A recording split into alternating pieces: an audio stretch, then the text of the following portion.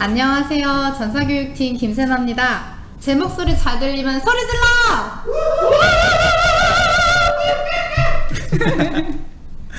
지난주 대표님과의 토크는 많이 유익하셨나요? 여기 깡 소리 질러주고 계세요. 소리 질러! 네, 여러분 감사합니다. 제 목소리 잘 들리시는 걸로 오디오 테스트 이렇게 마무리하도록 할게요. 네, 석환님 많이 신나셨네요. 지난주에 대표님과의 토크는 많이 유익하셨나요? 메일로 안내드린 것처럼 리더 여러분만 보실 수 있도록 우아한 인사의 자료를 열어드렸습니다. 그날 너무 정신이 없어서 집중을 못했다 하시는 분들은 꼭 가서 한번 보시기 바랍니다. 성일님이 그날 이거 자료로 이것도 보내드렸었는데 혹시 기억이 나실까요? 8번 팀원이 맡긴 일을 잘 해내지 못한다면 교육을, 의욕이 부족하다면 동기부여를 위한 환경 조성에 힘쓴다. 6월 11일 특강 라이브에서 달아집니다. 네, 맞습니다.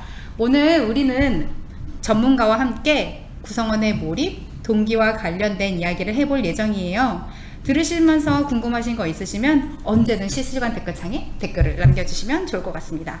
제 옆에 계신 몰입 전문가 조직 심리학자 박진우 박사님과 함께 이야기를 나눠보도록 할 건데요. 오늘 안녕하세요, 박사님. 네, 안녕하세요. 네, 만나서 반갑습니다. 네, 반갑습니다. 본인 소개를 간단히 좀 요청을 드려도 될까요? 네, 저는 조직 심리학자고요.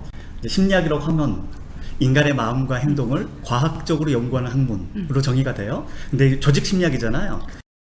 조직에 계신 여러분들의 마음과 행동을 과학적으로 연구하는 사람이다. 이렇게 보시면 제 소개가 될까요? 네, 충분한 것 같습니다. 네. 저희의 마음을 조금 과학적으로 연구해 주시는 네. 조직 심리학자. 맞습니다. 알겠습니다. 선생님, 사실은 예전에 저희 회사 한번 와보셨었잖아요. 네, 와봤어요. 가평방은 처음이신데 어떠세요? 근데 뭐 이렇게 방보다는요. 이렇게 스튜디오처럼 너무 잘 꾸며주셔가지고 깜짝 놀랐어요. 되게 멋있죠. 그 팀이 너무 고생을 많이 했어요. 했어요. 이분들이 좀 아셔야 될 텐데. 네. 알고 계실 겁니다. 네. 유튜브로 생중계를 진행하는데 저는 되게 많이 떨리거든요. 소장님이 좀 많이 옆에서 도와주시고 저도 소장님 많이 도와서 우리 열심히 해봐요. 그래요. 감사합니다. 네. 네. 첫 번째 질문인데요. 사실 오늘 강의를 진행하면서 오늘 진행하려는 과정의 제목이 어떻게 몰입을 높일 것인가 네, 있잖아요. 맞아요. 첫 번째 질문입니다. 도대체 몰입이 뭔가요? 좋은 질문이에요. 보통 이제 일반적으로 우리가 몰입이라고 하면 생각에 우리가 몰두하는 거예요. 그래서 일상적으로 몰입하는 사람들은요, 주변의 사람들이 막 이렇게 방해하고 이러면 되게 싫어해요. 저 왜냐면 싫어요. 뭐 몰입하고 있으니까. 근데 조직에서 얘기하는 몰입은 좀 달라요.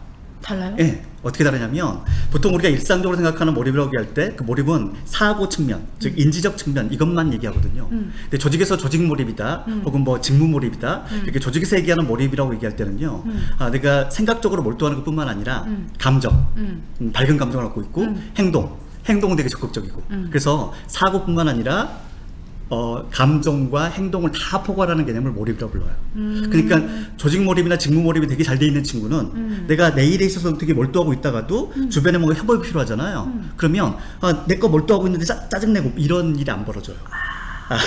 네. 잠깐 내 일을 접어두고 같이 협업하고 또 거기에 또 몰입할 수 있고, 행동도 적극적이고 정서도 되게 밝고.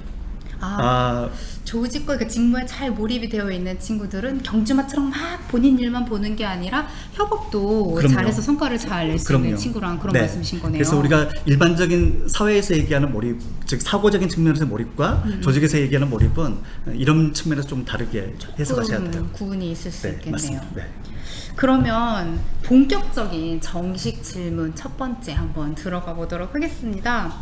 그러면 지금 방금 말씀하신 걸로 들어봐서는 몰입이라는 게 상당히 중요한 걸로 그럼요. 제 생각이 네. 느껴지는데요. 리더가 우리 구성원 몰입을 잘 할 수 있도록 하기 위해서 가장 중요한 한 가지, 꼭 이거 해야 된다고 하면 네. 어떤 것들이 있을까요?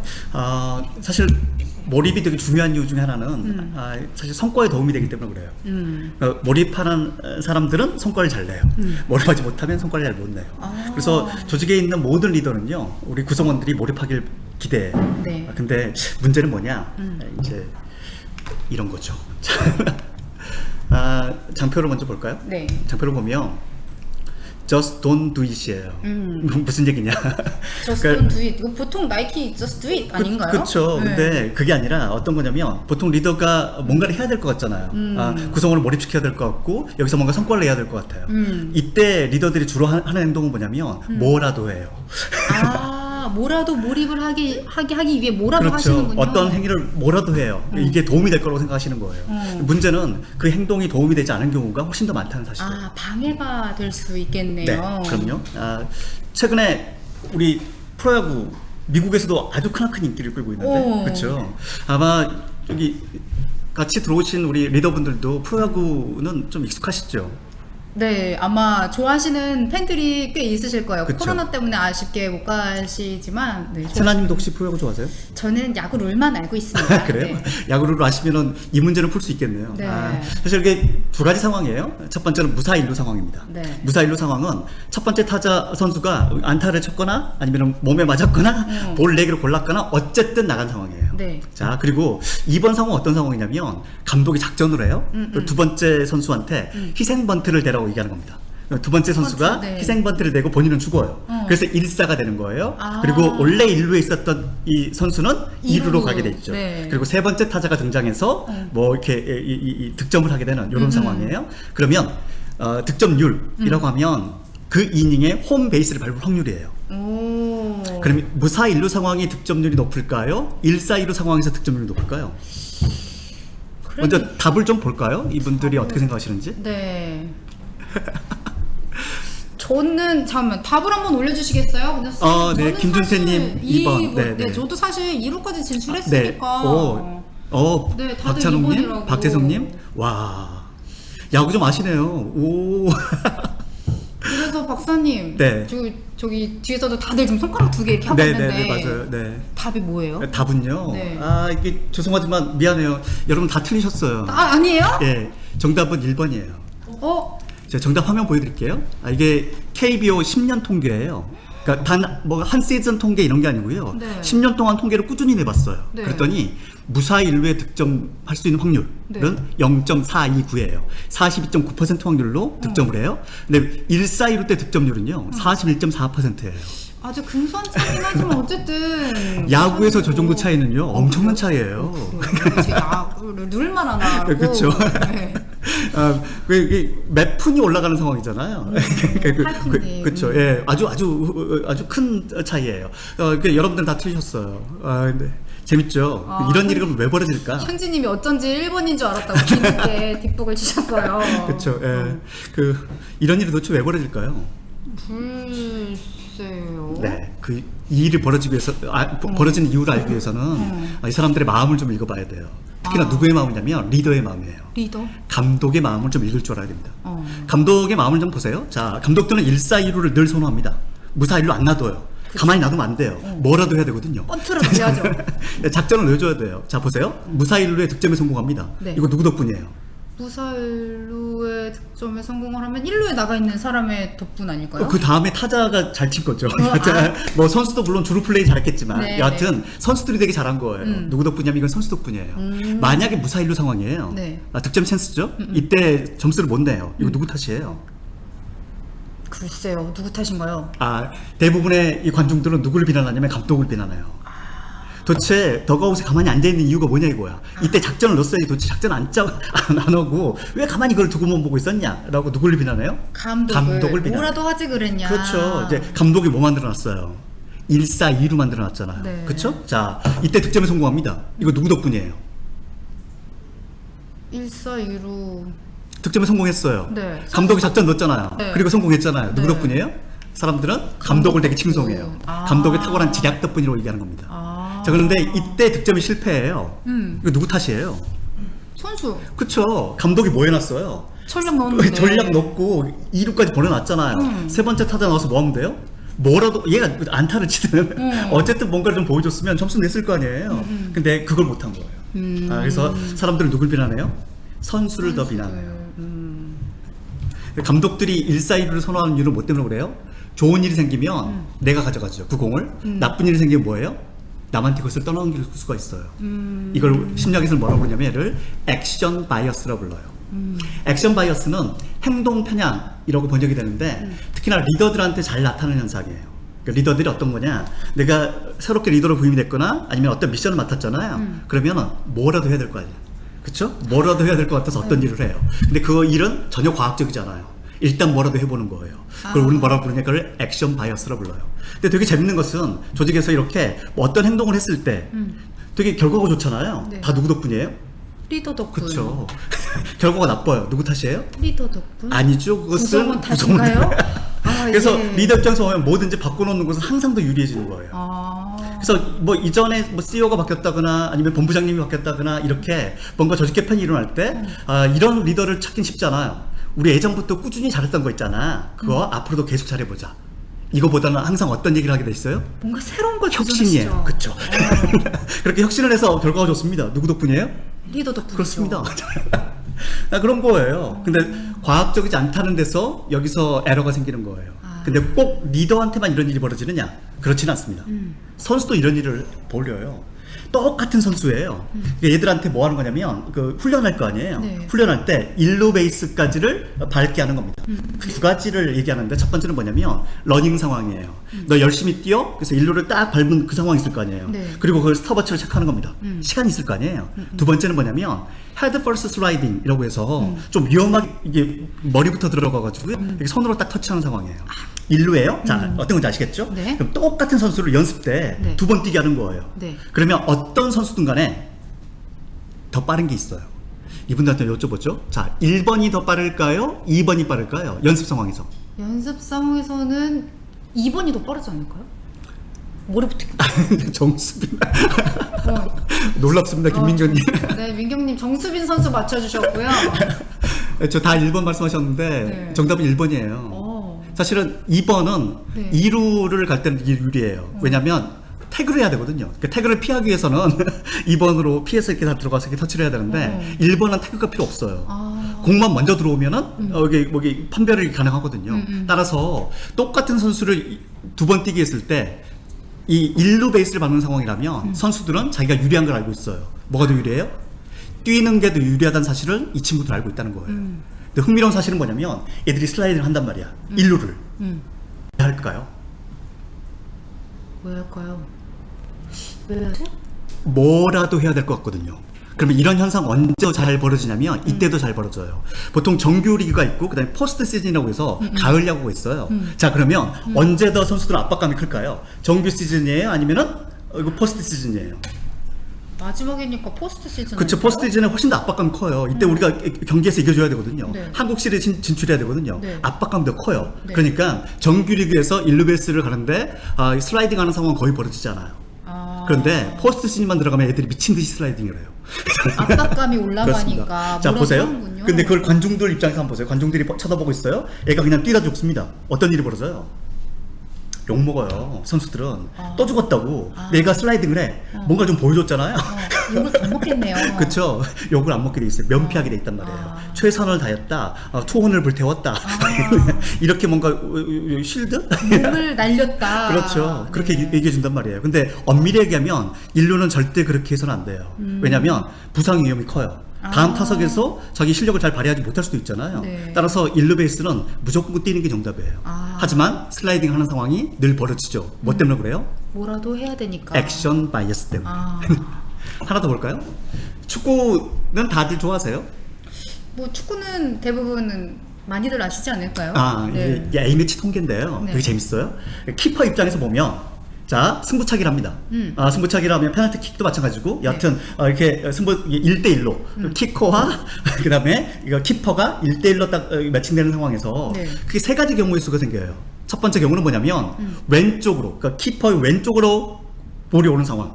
두 번째는 가만히 있는데 가운데로 오는 상황. 세 번째는 오른쪽으로 볼이 오는 상황. 그래서 항상 키퍼들은 이렇게 몸을 날리거나 그 자리에서 이렇게 맞거나 오른쪽으로 날리거나 이렇게 세 가지의 어떤 포즈를 취하게 돼 있습니다. 네. 자, 그런데 되게 흥미로운 사실은 저 자료에 나타냈듯이 이거예요. 키퍼가요. 네. 키커 입장에서 이 세 가지 역시 세 가지잖아요. 네. 왼쪽으로 쏠까, 가운데로 쏠까, 오른쪽으로 쏠까. 네. 더 놀라운 사실은 뭐냐면 네. 가운데로 쏠 확률이 무려 29%예요. 자, 이 얘기는 무슨 얘기예요? 가만히 있으면. 그쵸, 내가 키퍼 입장에서 보면 가만히 있으면은 거의 한 3분의 1의 확률로 막을 수 있다는 얘기예요. 그렇죠. 근데 가만히 있는 키퍼는 단 6%에 불과해요. 아, 94%는 뭐 하고 있어요? 날려요. 그렇습니다. 그렇게 왜 몸을 날릴까요? 면피하기 위해서 뭐라도 그렇습니다. 하려고. 그게 액션 바이어스예요. 아, 가만히 서 있다가 골을 먹잖아요. 무슨 일이 벌어져요? 욕 먹어요. 가만히 있어서 그렇죠. 골 왜 먹었다고. 그 연봉 받고 가만히 서 있는 이유가 도대체 뭐냐 이거야. 그렇지, 뭐라도 뭐를- 했어야지. 어. 이렇게 비난을 하게 돼 있는데 뭔가를 하게 되면은 사람들이 비난을 멈춰요. 근데 재밌는 사실은 이 모든 경우의 수에서 조직의 성과에 도움이 되는 행동은 과학적인 행동은 따로 있었다는 겁니다. 아, 뭐라도 하는 게 아니고 제대로 하려면 과학적인 행동을 했어야 그렇습니다. 하는군요. 네, 이걸 이제 제가 리더분들께 도대체 구성원들의 몰입을 위해서 가장 중요한 한 가지가 뭘까요? 라고 말씀드리면 아까 제가 맨 처음에 보여드린 장표에서 just don't do it. 제발 뭔가를 하지 마세요. 아무것도 안 예, 맞아요. 뭐라도 해야 되겠다 싶어서 어떤 행위를 하는 것은 사실은 여러분들의 명피를 위해서 뭔가를 하는 거지 실제로 구성원의 몰입에 도움이 안 될 가능성이 더 높아요. 그래서 패러다임을 사실은 좀 이렇게 보셔야 돼요. 뭐라도 해야 될 것 같은 압박감 때문에 행동하는 게 아니라 내가 그것을 제대로 들여다보고 뭔가를 제대로 한번 해봐야 되겠다. 이런 생각을 갖는 것이 리더로서는 훨씬 더 유리합니다. 아무거나 하는 게 아니고 제대로 해야 되는 거죠. 그렇죠. 이를테면은 우리 항상 이렇게 교육받을 때마다 늘 배우는 거 있잖아요. 공감적 경청 스킬. 경청. 지금 저한테 되게 잘해주시잖아. 네. 눈을 마주치고 고개를 미소를 띈 채 끄덕이시고. 고개를 네. 끄덕거리면서 했던 말에 반복해주기 그렇죠? 아 그랬구나 이거. 제가 학습이 잘 됐군요. 그렇죠. 이런 이제 뭔가 그 경청 스킬을 우리가 배우잖아요. 네. 근데 재밌는 사실은 바로 이거예요. 여러분들이 아무리 경청 스킬을 잘 배웠다고 한들 실제로 성과에 도움이 되냐 이거예요. 경청을 되게 잘하면은 실제로 그 사람의 마음을 아는 건데 훨씬 더 큰 도움을 받을 수 있을까요? 좀 이해하는 데 도움이 되지 않을까요? 그렇게 생각하시죠. 근데 의외로 그렇지는 않습니다. 그래요? 그러니까 잘 한번 생각해 보세요. 네. 그러니까 이게 팔로우 입장이에요. 네. 팔로우 입장인데 리더들이 어느 교육을 다녀와요. 네. 그리고 갑자기 안 하던 짓을 해요. 네. 수첩을 들고 어떤 방에 들어가. 네. 그리고 안 하던 질문을 던져요. 어. 무슨 코칭 스킬 이런 걸 배웠나 봐요. 이제 곧 하실 거거든요. 어떤 질문을 던지는데 네. 그 질문에 안 하던 반응을 보여줘요. 네. 눈을 마주치고 미소를 띈 채 고개를 끄덕이고. 그렇죠? 뭐 이런 반응을 좀 보여줘. 네. 이때 팔로워들 입장에서 네. 저 구성원들 입장에서 느끼는 정서는 뭘까요? 어디서 뭘 좀 배우고 오셨나 보다. 그쵸. 왜 이러지? 내가 지금 공감받고 있구나. 이런 생각보다는 어떤 생각이 훨씬 더 커요? 방금 한 어디서 그런- 못된 거 처배워가지고 나한테 기술 쓰고 있구나. 뭔가 이걸 진심으로 뭔가 이걸 소통하기 참 쉽잖아요. 네. 왜요? 이게 스킬이니까. 마음이 담겨 있잖아. 그냥 그래서 스킬이어서. 스킬 차원에서 머물러 있는 것은 거의 효과가 없어요. 실은 사람들하고 어떤 소통하는 관점에서 또 몰입을 유도하는 관점에서 네. 내가 경청을 되게 잘해줘야 되겠다라고 네. 생각하신다면 사실은 좀 더 관점을 달리 보시는 게 좋아요. 이를테면 제가 굉장히 좋아하는 논문이에요. 네. 이 논문은 indifferent reactions라고 돼 있죠. 우리말로 네. 하면 무관심한 반응이에요. 네. 이게 어떤 실험이냐면 실험은 되게 단순해요. GRE라고 하는 그러니까 미국의 대학원을 들어갈 때 필요한 점수, 네. SAT가 대학을 들어갈 때 필요한 점수. 네. 그러니까 그 점수예요. 되게 어려운 시험, 네. 네 과목이에요. 에세이도 써야 돼. 자, 되게 어려운 시험을 치는데 컴퓨터 베이스드예요. 그래서 이렇게 두 그룹을 나눠요. A 그룹에 있는 세나님, 네. 세나님은 딱 컴퓨터 앞에 딱 앉아 있을 거 아니에요. 네, 앉아 있습니다. 그 스크린 세이브 알죠? 네. 스크린 세이브에서 저 화면들. 맨 위에 요 화면들 있죠. 요것들. 피곤해 보이는 그렇죠. 화면들이요? 이게 어떤 사진들이냐면 indifferent reactions예요. 무관심한 반응. 네. 그러니까 무관심한 반응을 보이고 있는 화면에 네. 노출이 되는 거야. 그러니까 그리고 나서 시험을 치는 거예요. 네. 두 번째 B 그룹은 그냥 가가지고 정상적으로 앉아 있다가 네. 정상적으로 시험을 치는 겁니다. 네. 그리고 나서 나중에 시험 점수를 분석하는 거예요. 그러니까 그 전에 뭐 사전에 다 통제를 합니다. 애들이 뭐 지능이라든가 사전 점수를 다 통제하고 나서 뭐만 달라진 거냐? 무관심한 반응에 노출됐거나 그렇지 않거나 이 차이예요. 네. 흥미로운 사실은 뭐냐면 이렇게 무관심한 반응에 노출되잖아요. 네. 성적이 떨어져요. 어처구니 없죠. 네. 잘 한번 생각해 보세요. 어떤 사람의 성과를 높이는 데는 네. 엄청난 인풋이 필요해요. 그렇죠. 그렇죠. 어떻게 하면 성과를 높일까? 어떻게 하면 몰입을 높여줄 수 있을까? 굉장히 많은 인풋을 리더들은 고민해야 됩니다. 네. 근데 성과를 떨어뜨리고 싶잖아요. 네. 단순해요. 무관심이 좀 되는군요. 이렇게. 우리가 뭔가를 되게 잘하고 싶을 때는 네. 엄청난 인풋이 필요한데 뭔가를 망가뜨리는 것은 순식간이에요. 그렇죠. 자, 그럼 뭐가 더 중요할까요? 뭔가를 높이기 위해서 많은 인풋들을 집어넣는 게 되게 중요할까요? 아니면은 순식간에 망가뜨릴 수 있는 그 행위를 안 하는 게 더 중요할까요? 후자가 더 중요할 것 그게 같아요. 훨씬 더 중요해요. 예를 들어서 저도 이제 아이가 셋이에요. 요즘 이제 집에 행복하셨네요. 집에 네. 아들만 셋이에요. 네. 꼬맹이들 집에 있잖아요. 네. 그러면 제가 뭐 물론 저는 뭐 담배나 술을 그렇게 좋아하지는 않지만 네. 담배는 피지도 않고 네. 술은 뭐 거의 먹지도 않지만 네. 일테면 이럴 수 있잖아요. 아 아빠 제발 술 먹고 들어와서 나 깨워서 뽀뽀하지 마. 간혹 아빠들 중에서 그런 아빠들 있거든요. 예, 우리 술 아빠도 먹- 예전에 그랬던 것 같아요. 예, 들어와가지고 세다야 그러면서 그 되게 그런 거 있죠. 네. 예, 뭐 그거 뭔가 하지 말라는 행위가 있을 거고 네. 두 번째는 뭐냐면 아빠 나 닌텐도 스위치 사줘. 그래서 뭔가를 사줘가지고 얻어내는 게 있어요. 네. 첫 번째는 어떤 거냐? 애가 싫어하는 걸 안 하는 거고요. 네. 두 번째는 네. 애가 좋아하는 걸 해주는 거예요. 네. 그러면 우리가 사실은 아이하고 관계에 있어서 신뢰라고 한다면 얘는 약간 고차원적인 욕구예요.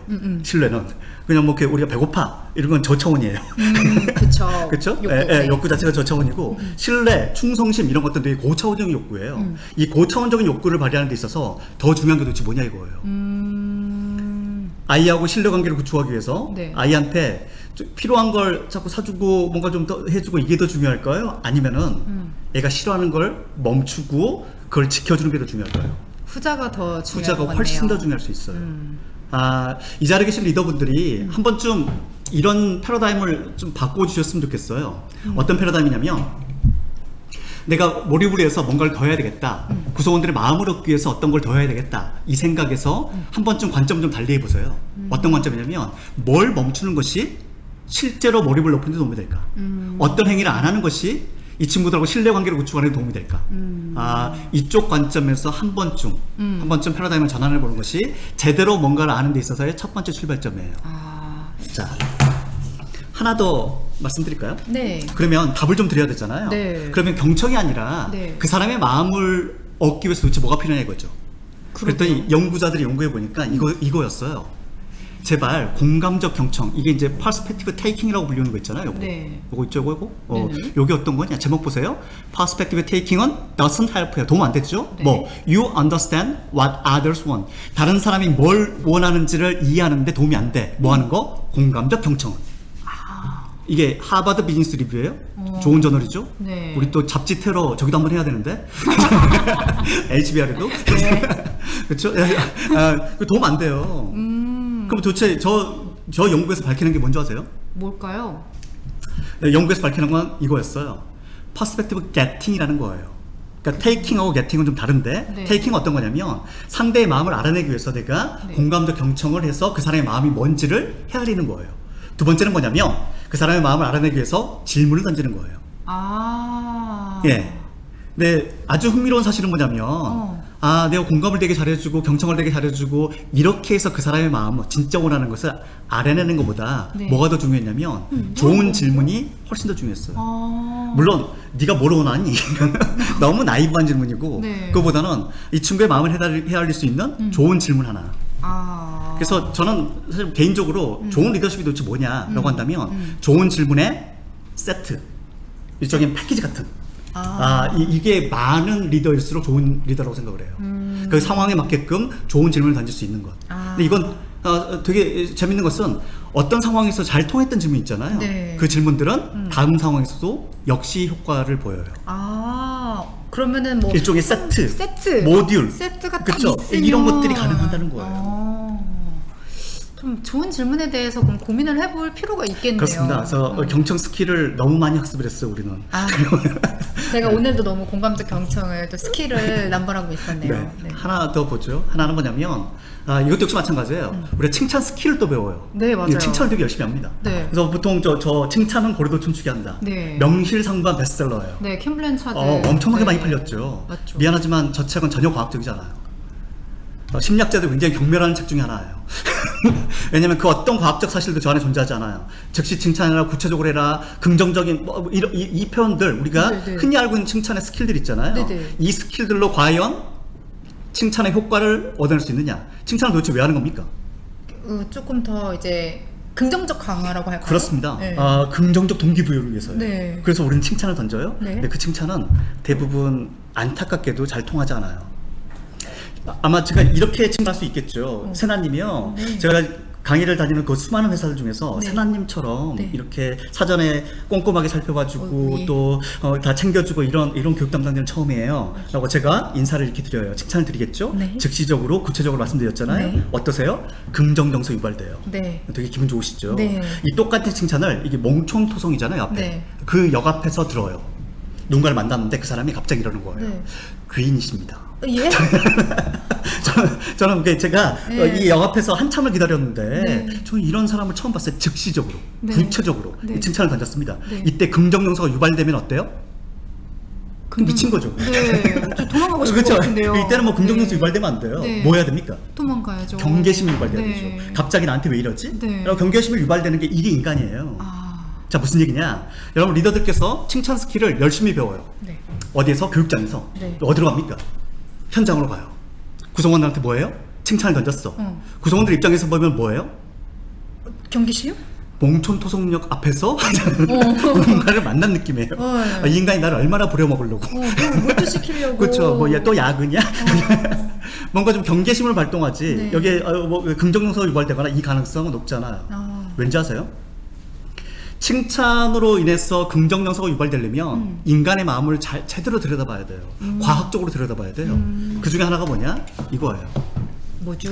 아, 동물의 세계로 갈게요. 네.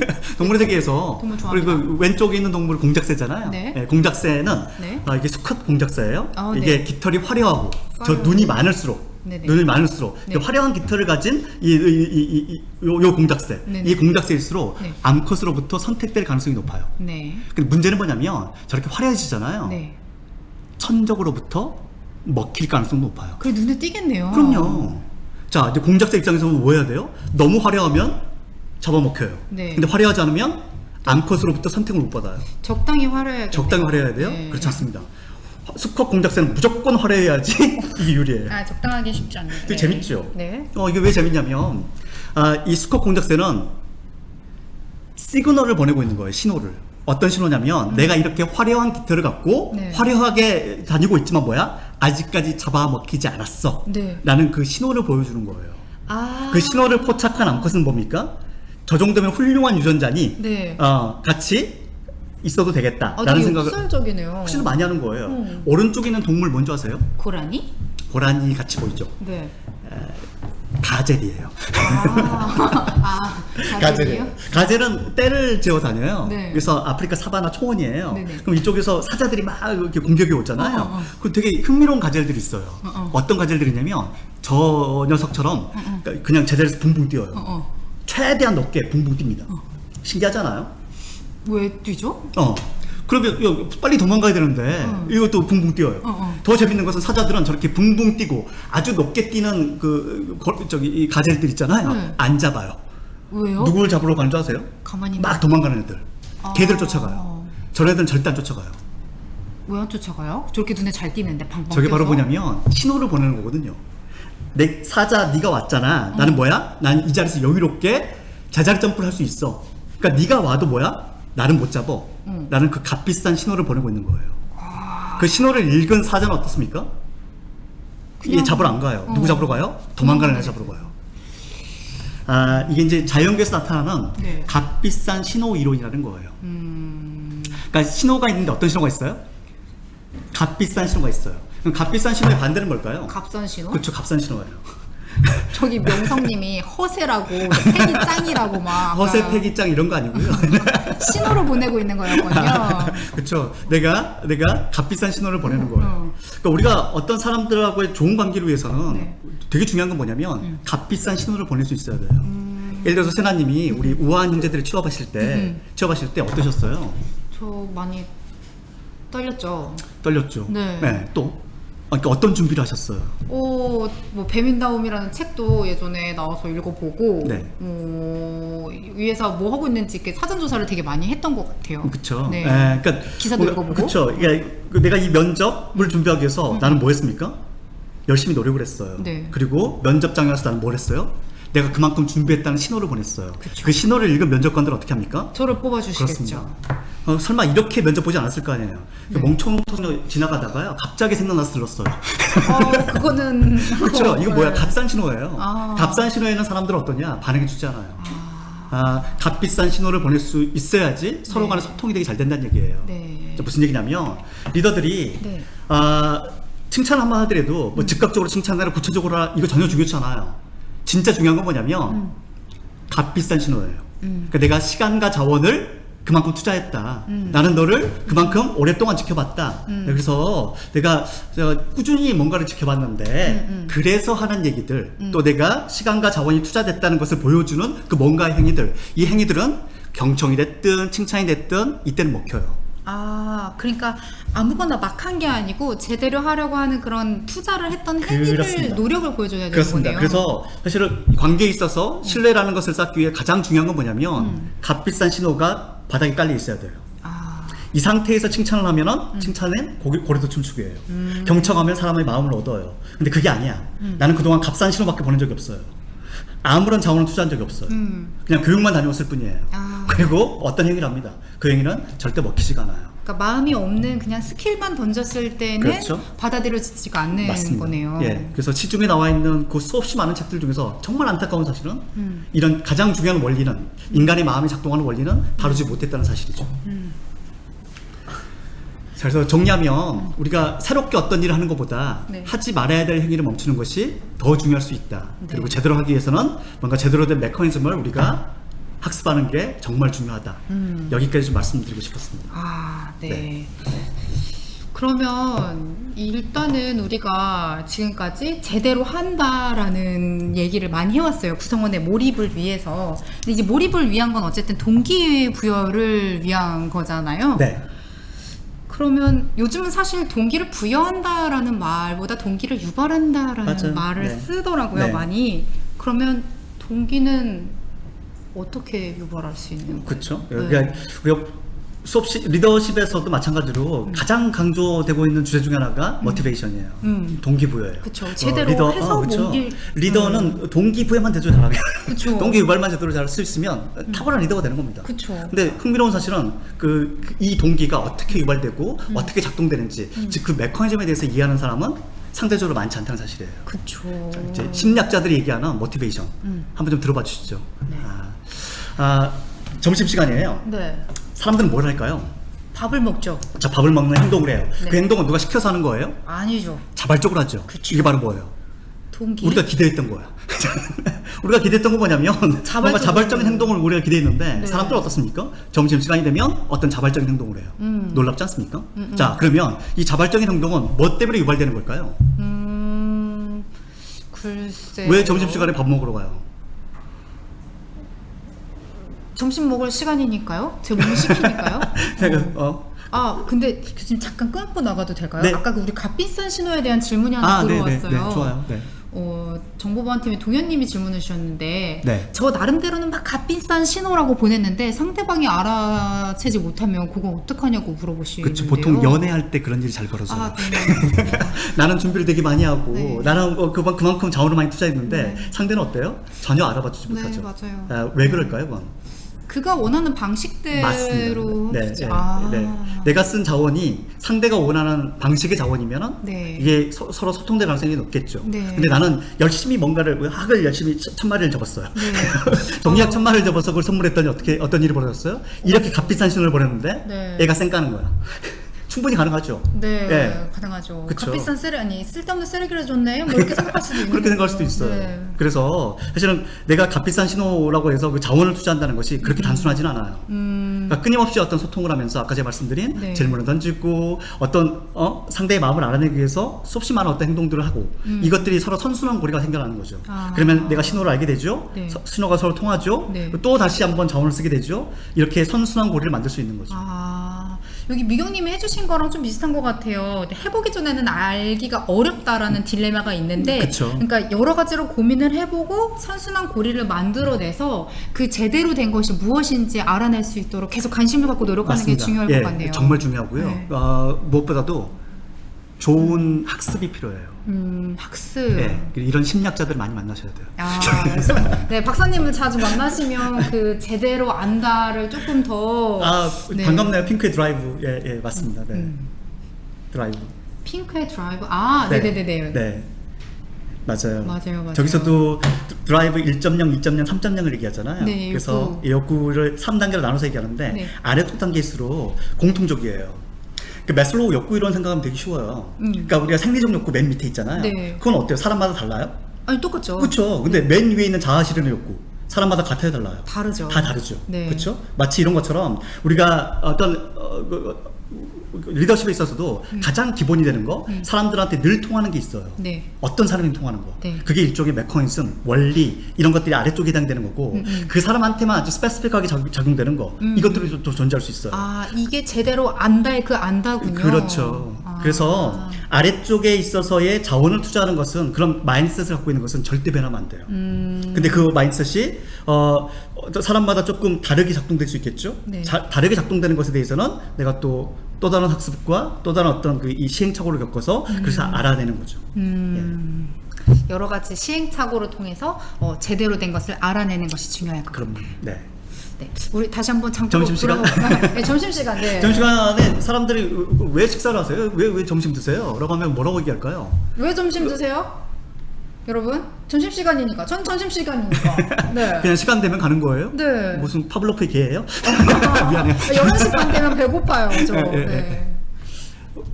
저 답을 좀 주시. 그렇죠. 배고프니까. 맞습니다. 네, 안 맞아요. 먹으면 오래 지금 일을 못하니까. 예, 코드 우리길 님에서 말씀하신 것처럼 네. 또 나머지 분도 마찬가지네요. 배고프니까예요. 네, 맞아요. 맞아요. 다 정답이에요. 사람들은 배가 고프면은 어떤 행동을 해요? 먹죠. 먹는 행동을 하는 네. 거예요. 어떤 행동을 유발하기 위해서 뭐가 필요합니까? 배고픔이라는 자극이 필요한 거예요. 네. 자, 그런데 자, 보세요. 인간이 밥을 먹는, 인간이 먹는 식사를 하는 목표가 있겠죠. 네. 그 목표는 뭘까요? 목표요? 배부름? 배부름이 뭘 위해서? 목표예요? 에너지 충전? 생존이죠, 생존. 아, 생존. 살아남기 위해서. 그러니까 내가 밥을 먹는 것은 생존이라는 목표가 네. 있는 거예요. 네. 근데 그 어떤 사람들도 이렇게 얘기하잖아요. 자, 점심시간이다. 네. 오늘도 우리 생존을 유지해야 되잖아. 네. 그러니까 밥 먹으러 가. 이런 사람들 보셨어요? 아니요. 없죠. 네. 사람들한테 되게 자연스러운 대화는 뭡니까? 우리 배고프니까 맛있는 거 먹으러 가자. 이게 되게 자연스럽죠? 네. 자, 무슨 얘기냐면 이게 생존이라는 건 목표예요. 목표가 밥 먹는 행위를 유발했습니까? 아니면은 배고픔이라는 정서가 밥 먹는 행위를 유발했습니까? 목표가 아니라 정서가 그 행위를 유발하는 거예요. 네. 근데 되게 조직은 아주 흥미로운 사실은 뭐냐면 조직에서는 항상 목표를 강조해요. 목표는 어떻게 해야 돼? 스마트하게, specific, measurable, achievable, realistic, time bounded로. 그쵸? 워낙 많이 배웠잖아요. 네. 그래서 목표를 구체적으로 만들고 다 쪼개면 어떻게 해요? 그러면 행동이 유발된대요. 네. 아니에요. 그 생존이라는 목표는 항상 뭘 유발해야 돼요? 정서? 정서를 유발해야 돼요. 배고프면 정서가 유발돼야 돼요. 네. 즉 위에 내용물이 비었을 때의 불편함, 네. 그 불편함엔 정서가 유발되지 않으면 자연스러운 행동은 만들어지지 않아요. 아, 정서. 그래서 동기부여에 있어서 중요한 것은 목표를 구체적으로 만드는 것, 물론 이것도 중요하겠죠. 근데 그것보다도 아주 기초적으로 그 메커니즘은 어디에 해당되냐면 내 정서가 어떻게 작동되는지를 잘 이해할 수 있어야 돼요. 자, 그러면 네. 정서가 어떻게 작동되느냐? 이래요.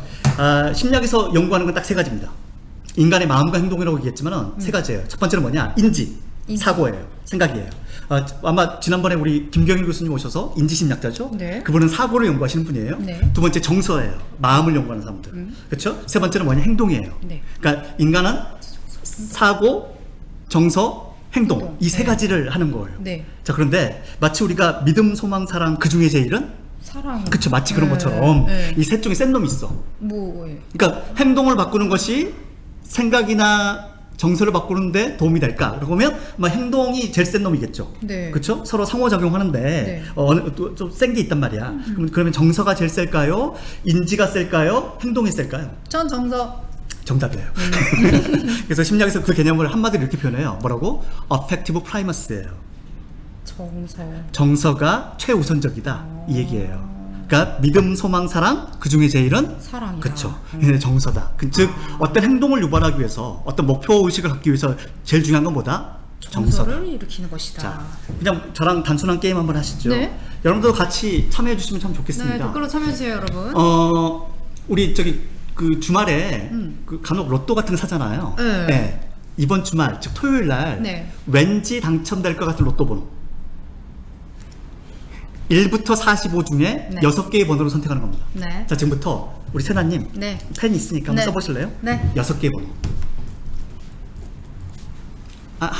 배경무님 하나만 하시면 안 되고 6개 번호. 네, 6개 번호. 저 이게 영호님이 24 하셨으니까. 1부터 45 중에 6개의 번호를 선택하시면 됩니다. 네. 우리 고명성님 저렇게 선택하셨네요. 네. 네. 김준태님, 네, 고맙습니다. 예, 감사합니다. 저도 다 골랐어요. 다 고르셨어요? 네. 네. 이제 그만 올리셔도 돼요. 여러분 마음으로만 생각하시면 됐었을 텐데. 네, 감사합니다. 아, 여기서 나오면 여기서 어떡해요? 나오면 그러네요. 이거 한번 서봐도 괜찮을 것 같아요. 여기서 나오면 축하드립니다. 네. 아, 네, 감사합니다. 자, 우리 세나님은 네. 1, 6, 17, 24, 43, 22 네. 이렇게 쓰였어요. 네. 1부터 45까지의 번호가 있는데 네. 어떻게 선택하셨냐면 네. 얘를 크게 두 가지 방식이에요. 첫 번째는 뭐냐? 아까 우리 고명성님처럼 1, 2, 3, 4, 5, 6 한쪽으로 모으는 방식이 있고요. 네. 나머지 모든 사람들처럼 1부터 45를 분산해서 선택하는 거예요. 대부분의 사람들은 이걸 어떻게 선택을 해요? 우리 세나님처럼 1부터 45를 막- 분산해서. 네. 근데 사실은 당첨될 확률은 같아요. 이걸 몰아서 쓰든 분산해서 쓰든 당첨 확률은 변함이 없지만 네. 제가 이렇게 로또를 당첨시키고자 하기 위해서 여러분들이 쓰는 방식은 얘를 분산시켜요. 왠지 아세요? 이게 어펙티브 프라이머스예요. 자, 무슨 얘기냐? 로또가 당첨된다. 이것은 우리 세나님의 긍정 정서를 유발할까요? 부정 정서를 유발할까요? 긍정적이죠. 매우 그쵸? 긍정적이죠. 긍정 정서를 유발하잖아요. 네. 우리가 긍정 정서 유발이 됐죠. 네. 어떤 일이 벌어지느냐? 여러분들의 사고와 행동은 broaden, 넓어져요. 넓어지는군요. 그래서 넓게 이렇게 보게 돼 있어요. 아. 근데 세상에 이런 게임이 없지만 이런 게임이 있다고 좀 가정해 보세요. 네. 자, 지금부터 1부터 45 중에 네. 어떤 번호를 선택하는 거예요. 네. 네, 제가 추첨할 거예요. 네. 재수 없이 걸리기만 해. 네. 걸리는 순간 퇴사해요. 아, 미안해요. 네. 이런 게임은 없어요. 근데 그러니까 이제는 뭐냐면 네. 걸리면 안 되는 상황이에요. 네. 걸리면 안 되는 상황에서 최대한 안 걸리게끔 뭔가를 선택해야 돼요. 네. 이때 번호 어떻게 쓰실래요? 이렇게 되게 쪽잡하게 쓸 것 같네요. 그때는 네. 한쪽으로 몰게 돼 있어요. 몰아서 막 예. 1, 2, 3, 4, 5, 6 막 그쵸. 이렇게. 야, 네. 설마 1부터 6까지 연달아 나오겠니? 뭐 이런 거. 하는 거. 네, 맞아요. 그러니까 안 나올 숫자를 택할 때 우리는 뭐 하고 있어요? 한쪽으로 몰아요. 좁히네요. 네, 긍정 정서를 느낄 때 우리는 뭐 하고 있어요? 사고를 넓히고 넓히고 있었죠. 있어요. 이 로또라는 단순한 게임은 여러분들의 사고나 행동이 어떻게 유발되는지를 보여주는 거예요. 아. 긍정 정서 유발되니까 어떤 일이 벌어져요? broaden, 넓어져요. 그러니까 여러분들이 새로운 행동들을 만들어내고 싶다 구성원들한테 어떤 새로운 일을 혁신적인 일을 좀 해보게 하고 싶다라고 한다면 뭘 건드려야 돼요? 정서. 긍정 정서를 건드려야 돼요. 아, 그냥 정서도 아니고 그쵸. 긍정적 정서. 네. 근데 세상에 이런 일만 있는 게 아니죠. 그쵸. 엑셀에 셀값 잘못된 거 찾고 아, 시스템 에러 찾고 네. 뭔가 좀 그 디테일을 봐야 돼. 그럴 때는 어떤 정서가 유리할까요? 부정적 정서요. 그게 부정정서라고 표현하기보다는 사실은 경계심을 갖는 부정정서 맞아요. 맞는데 보세요. 내가 내일 구체적인 디테일을 봐야 되는 상황. 네. 근데 내일 휴가야. 네. 아싸 내일 휴가? 그러면 이 디테일이 보여요, 안 보여요? 안 보이죠. 안 보이죠. 이때는 뭐가 더 중요해요? 사실은 내가 이걸 제대로 처리하지 못했을 때 이 일을 또 해야 돼. 그게 너무 괴롭잖아요. 네. 그게 너무 싫잖아. 휴가 가야 되는데. 그렇죠. 그 싫은 걸 떠올리는 거예요. 그냥 팀장님 얼굴을 떠올려보는 거야. 화난 팀장님 그렇죠. 얼굴. 네. 그러면 뭐가 돼요? 그때는 디테일을 보게 돼 있어요. 아, 웃는 호용님 얼굴이 아니라 화난 호용님 얼굴을 그럴 수 있죠, 봐야 그럴 수 있죠. 네, 네. 오타를 빨리 찾을 수 있다. 그렇죠. 그러니까 사람들의 사고나 행동은 넓거나 좁거나 이 둘 중에 하나를 일단 기본적으로 이해하세요. 근데 뭔가 새로운 행동을 한다, 창의적인 어떤 행동을 하게 만든다, 사고를 하게 만든다,